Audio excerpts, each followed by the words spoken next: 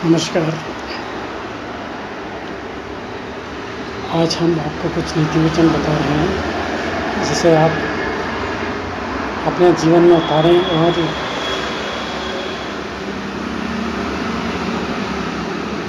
और मानव कल्याण में लग जाएं। दूसरों को सुख पहुंचाना, उनके दुख को अपना दुख बनाकर अपना सुख उन्हें देना एक प्रकार का क्षण भर का मनोरथ भी महान पुण्य रूप है। दूसरे के दुख को सर्वथा अपना बना लेना तो अत्यंत ही महत्व की बात है। उसके दुख का जरा सा हिस्सा बांटना भी बड़ा सौभाग्य है। इसी में मानवता का विकास है। सत्पुरुषों को दुख होता है पर अपने दुख से नहीं, अपने दुख की उन्हें परवाह ही नहीं होती। वे तो दूसरे दुख से ही दुखी होते हैं। इसी प्रकार निवारका संतों की सहज नित्य सुख रूपता भी दूसरों के सुख का अनुभव करती है। गोस्वामी तुलसीदास जी कहते हैं, संत हृदय नवनीत समाना, कहा कभी न परी कहे न जाना, निज परिताप द्रवद न मीता, पर दुख द्रवी संत पुनीता। कवियों ने संत हृदय की तुलना नवनीत से की है, पर वह ठीक नहीं बैठती, क्योंकि मक्खन तो समय पाकर पिघलता है, लेकिन पवित्र हृदय संत दूसरों के दुख से द्रवित हो जाते हैं। इसलिए संत पुरुष समय व्यक्ति का वर्णन करके दूसरों को सुख पहुंचाया करते हैं।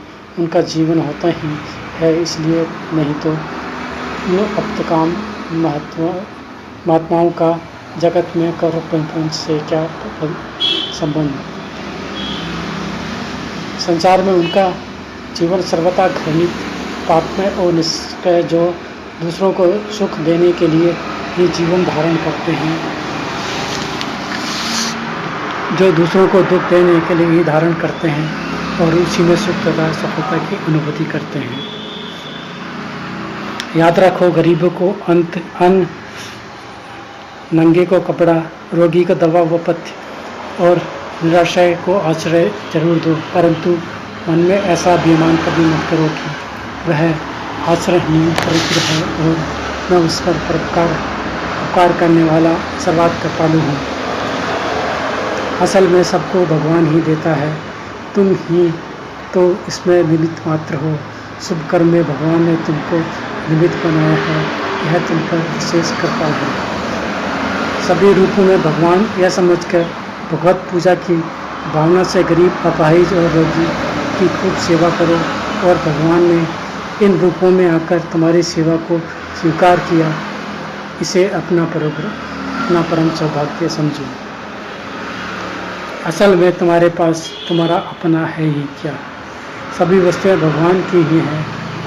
तुम उन्हें अपनी मानकर अपने को उनका दाता समझकर अभिमान करने लगो तो यह तुम्हारी बेईमानी होगी। प्रभु की वस्तु प्रभु के अर्पण हो, यह कार्य सुचारू रूप से सुव्यवस्थित रीति से हो, यही तुम्हारा कर्तव्य है। कर्तव्य से चूकते हो तो तुम मालिक के अपराधी बनते हो। याद रखो, भगवान की वस्तुओं को अपनी मानना बेईमानी है, उन्हें अपनी बताकर किसी पर एहसान करना बेईमानी, अपने को उनका दानी घोषित कर रोक काटना बेईमानी, और न देकर स्वयं मालिक बन बैठना तो उससे भी बड़ी बेईमानी है। सदा स्मरण रखो कि सब कुछ भगवान का है और सब भगवान के स्वरूप में। भगवान की वस्तु भगवान को जिस रूप में जैसे ज़रूरत हो, उस रूप में वैसे ही देने के लिए वह वस्तु तुम्हें सौंपी गई है, और इस सेवा का तुम्हें सदा बदला मिलता रहेगा। जहाँ योगक्षेम का निर्माण होता है, वहाँ मति गति सब होती है। आगे इससे भी बहुत बड़ा पुरस्कार मिलने वाला है। इस सेवा के बदले में मालिक स्वयं तुम्हें अपना आत्मदान करने वाले हैं, इसलिए ईमानदारी से सेवा करने में लग जाओ।